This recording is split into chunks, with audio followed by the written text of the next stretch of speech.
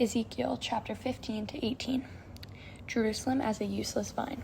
The word of the Lord came to me. Son of man, how is the wood of a vine different from that of a branch from any of the trees in the forest? Is wood ever taken from it to make anything useful? Do they make pegs from it to hang things on? And after it is thrown in the fire as fuel, and the fire burns both ends and chars in the middle, is it then useful for anything? If it was not useful for anything when it was whole, how much less can it be made into something useful when the fire has burned it and it is charred? Therefore, this is what the sovereign Lord says. As I have given the wood of the vine among the trees of the forest as fuel for the fire, so I will treat the people living in Jerusalem. I will set my face against them. Although they have come out of the fire will yet consume them, and when I set my face against them, you will know that I am the Lord. I will make the land desolate because they have been unfaithful, declares the sovereign Lord. Jerusalem as an adulterous wife. The word of the Lord came to me. Son of man, confront Jerusalem with her detestable practices and say, this is what the sovereign Lord says to Jerusalem. Your ancestry and birth were in the land of the Canaanites. Your father was an Amorite and your mother a Hittite. On the day you were born, your cord was not cut, nor were you washed with water to make you clean, nor were you rubbed with salt or wrapped in cloths. No one looked on you with pity or had compassion enough to do any of these things for you. Rather, you were thrown out into the open field, for on the day you were born, you were despised. Then I passed by and saw you kicking about in your blood, and as you lay there in your blood, I said to you, live. I made you grow like a plant of the field. You grew and developed and entered puberty. Your breasts had formed and your hair had grown, yet you were stark naked. Later I passed by, and when I looked at you and saw that you were old enough for love, I spread the corner of my garment over you and covered your naked body. I gave you my solemn oath and entered into a covenant with you, declares the sovereign Lord, and you became mine. I bathed you with water and washed the blood from you and put your ointments on you.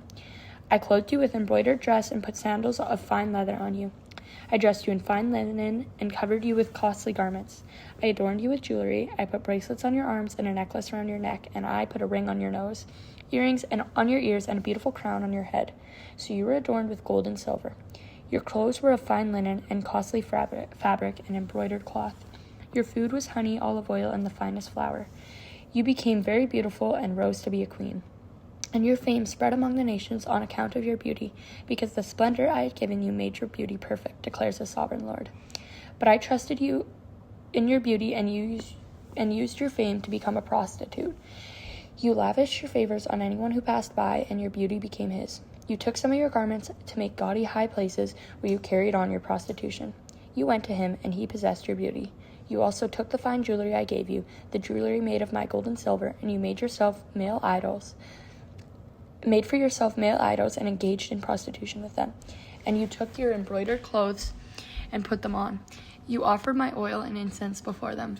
Also the food I provided for you, the flour, olive oil, and honey I gave you to eat, you offered as fragrant incense before them. That is what happened, declares the sovereign Lord.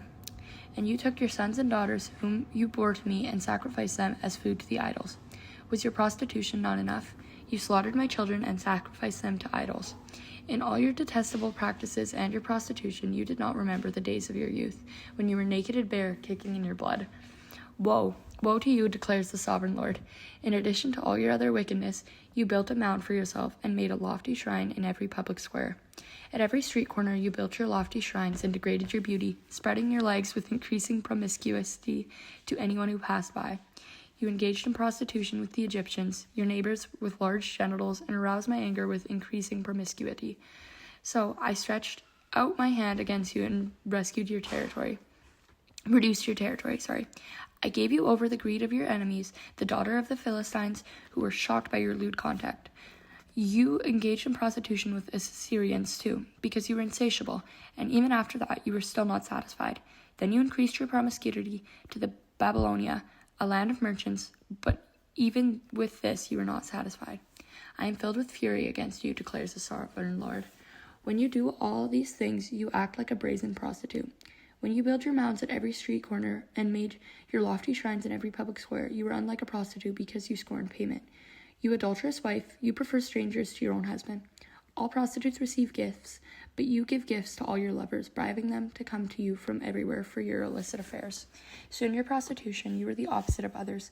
No one runs for your favors. You are the very opposite. You give your payment, and none is given to you. Therefore, you prostitute, hear the word of the Lord. This is what the sovereign Lord says. Because you poured out your lust and exposed your naked body in your promiscuity with your lovers, and because of your detestable idols, and because you gave them your children's blood, therefore I am going to gather all your lovers with whom you found pleasure, those who you loved as well as those who you hated. I will gather them against you and form all around you, and will strip you in front of them, and they will see you stark naked. I will sentence you to the punishment of women who commit adultery and who shed blood. I will bring on you the blood vengeance of my wrath and jealous anger. Then I will deliver you into the hands of your lovers, and they will tear down your mounds and destroy your lofty shrines. They will strip you of your clothes and take your fine jewelry and leave you stark naked. They will bring a mob against you who will stone you and hack you to pieces with their swords. They will burn down your houses and inflict punishment on you in the sight of many women. I will put a stop to your prostitution, and you will no longer pay your lovers. Then my wrath against you will subside, and my jealous anger will turn away from you. I will be calm and no longer angry. Because you did not remember those days of your youth, but enraged me with all these things, I will surely bring down on your head what you have done, declares the sovereign Lord. Did you not add lewdness to all your other detestable practices? Everyone who quotes Proverbs will quote this proverb about you. Like mother, like daughter, you are a true daughter of your mother who despised her husband and her children. You are a true sister of your sisters who despised their husbands and their children. Your mother was a Hittite and your father an Amorite. Your older sister was Samaria, who lived the north of you with her daughters, and your younger sister, who lived the south of you with her daughters, was Sodom. You not only followed their ways and copied their detestable practices, but in all your ways you soon became more depraved than they. As surely as I live, declares the sovereign Lord, your sister Sodom and her daughters never did what you and your daughters have done. Now this was the sin of your sister Sodom. She and her daughters were arrogant, overfed, and unconcerned. They did not help the poor and needy. They were haughty and did detestable things before me. Therefore I did away with them as you have seen me. Samaria did not commit half the sins you did. You have done more detestable things than they, and you have made your sisters seem righteous by all these things you have done. Bear your disgrace, for you have furnished some justification for your sisters. Because your sins were more vile than theirs, they appear to be more righteous than you. So then be ashamed and bear your disgrace, for you have made your sisters appear righteous. However, I will restore the fortunes of Sodom and your daughters of Samaria along with their daughters, and your fortunes along with them, so that you may bear your disgrace and be ashamed of all you have done in giving them comfort. And your sisters, Sodom with her daughters and Samaria with her daughters will return to what they done before. And you and your daughters will return to what you were before. You would not even mention your sister Sodom in the day of your pride, before your wickedness was uncovered. Even so, you are now scorned by the daughters of Edom and all her neighbors, and the daughters of Philistines, all those who despise you. You will bear the consequences of your lewdness and your detestable practices, declares the Lord. This is what the sovereign Lord says. I deal with you as you deserve, because you have despised my oath by breaking the covenant. Yet I will remember the covenant I made with you in the days of your youth, and I will establish an everlasting covenant with you. Then you will remember your ways and be ashamed when you receive your sisters, both those who are older than you and those who are younger. I will give them to you as my daughters, but not on the basis of my covenant with you. So I will establish my covenant with you, and you will know that I am the Lord. Then, when I make atonement for you and all you have done, you will remember and be ashamed and never again open your mouth because of your humiliation, declares the sovereign Lord. 2 eagles and a vine. The word of the Lord came to me. Son of man, set forth an allegory and set it to the Israelites as a parable. Say to them, this is what the sovereign Lord says. A great eagle with powerful wings, long feathers, and a full plumage of varied colors came to Lebanon. Taking hold of the top of a cedar, he broke off its topmost shoot and carried it away to a land of merchants, where he planted it in a city of traders. He took one of the seedlings of the plant and put it in fertile soil. He planted it like a willow by abundant water, and it sprouted and became a low, spreading vine. Its branches turned toward him, but its roots remained under. So it became a vine and produced branches and put out leafy boughs. There was now another great eagle with powerful wings and a full plumage. The vine now sent out its roots toward him from the plot where it was planted and stretched out its branches for him to water. It had been planted in good soil by abundant water, so that it would produce branches, bear fruit, and become a splendid vine. Say to them, this is what the sovereign Lord says. Will it thrive? Will it not be uprooted and stripped of its fruit so that it withers? All its new growth will wither. It will not take a strong arm or many people to pull it by the roots. It has been planted, but it will thrive. But will it thrive? Will it not wither completely when the east wind strikes it? Wither away in the plot where it grew? Then the word of the Lord came to me. Say to this rebellious people, do you not know what these things mean? Say to them, the king of Babylon went to Jerusalem and carried off her king and her nobles, bringing them back with her to Babylon. Then he took a member of the royal family and made a treaty with him, putting him under oath. He also carried away the leading men of the land, so that the kingdom would be brought low, unable to rise again, surviving only by keeping his treaty. But the king rebelled against him, sending his envoys to Egypt to get his horses and a large army. Will he succeed? Will he who does such things escape? Will he break the treaty and yet escape? As surely as I live, declares the sovereign Lord, he shall die in Babylon, in the land of the king who put him on the throne, whose oath he despised and whose treaty he broke. Pharaoh with his mighty arm and his great horde will be of no help to him in war. When ramps are built and siege works erected destroys many lives, he despised the oath by breaking the covenant. Because he had given his hand in the pledge and yet did all these things, he shall not escape. Therefore, this is what the sovereign Lord says.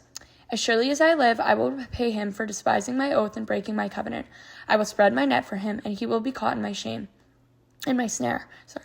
I will bring him to Babylon and execute judgment on him there because he was unfaithful to me. All his choice troops will be felled by the sword, and the survivals will be scattered to the winds. Then you will know that the Lord and I have spoken. This is what the sovereign Lord says.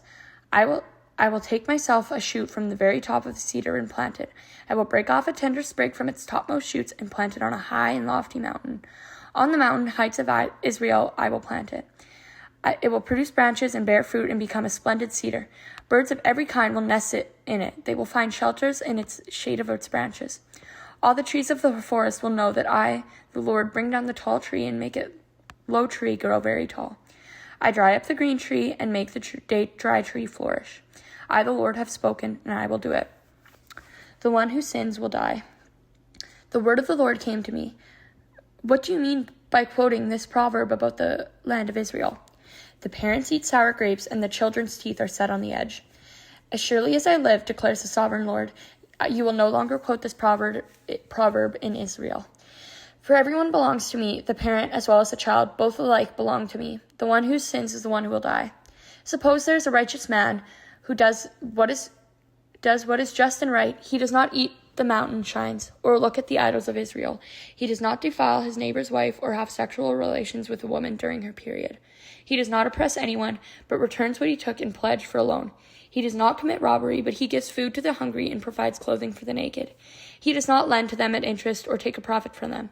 He withholds his hand from doing what's wrong and judges fairly between two parties. He follows my decrees and faithfully keeps my laws. That man is righteous, and he will surely live, declares the sovereign Lord. Suppose he has a violent son who sheds blood or does any of these things, though the father has done none of them. He eats the mountain shrines, he defiles his neighbor's wife, he oppresses the poor and needy, he commits robbery. He does not return what he took in the pledge. He looks to the idols, and he does detestable things. He lends at an interest and takes profit. Will such a man live? He will not, because he has done all these detestable things. He is to be put to death. His blood will be on his own head. But suppose this son is a son who sees all the sins his father commits, and though he sees them, he does not do such things. He does not eat the mountain shrines or look to the idols of Israel.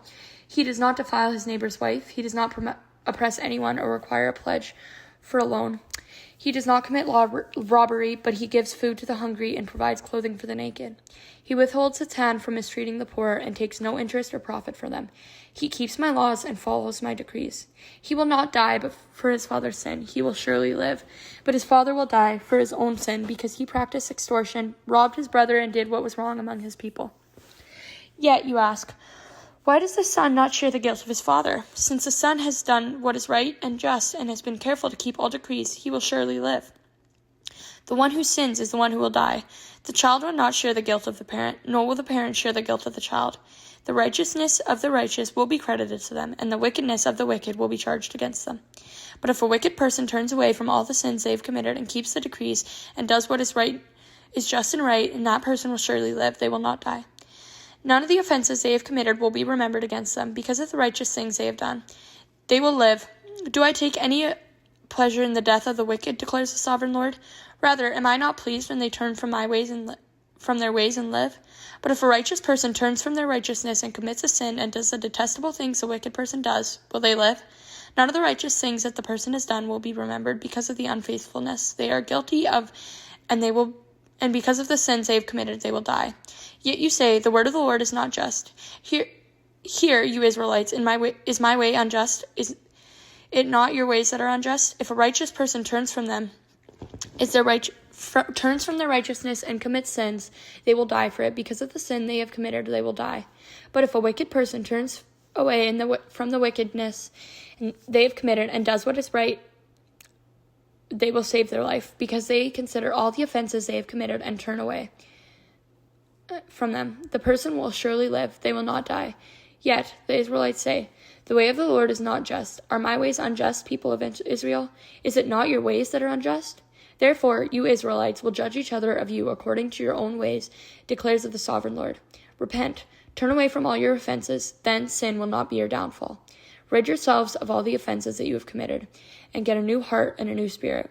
Why will you die, people of Israel? For I take no pleasure in the death of anyone, declares the sovereign Lord. Repent and live.